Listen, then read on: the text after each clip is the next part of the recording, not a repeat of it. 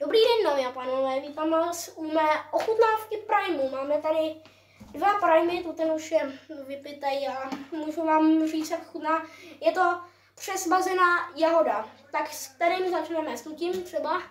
Tak začneme s tutím. Dámy a pánové, já to dělám na video, protože se mi hrozně líbí ten zvuk, tak...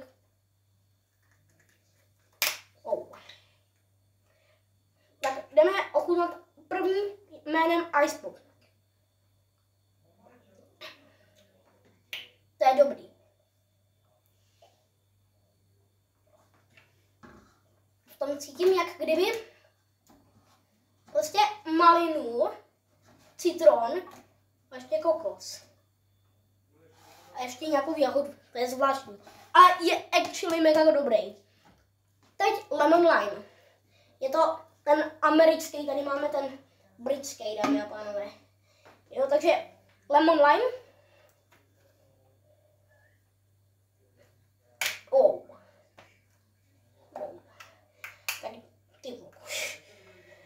Tak jdeme ochutnat lemon lime. Už jsem ho trošku ochutnal.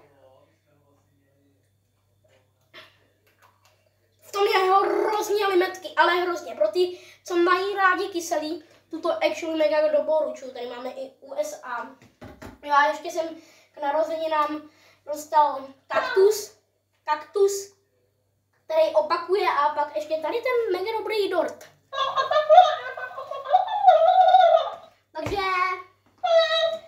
kdo má rád takový ty ovoce, tak tuto.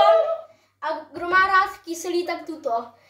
Takže já se loučím a čus.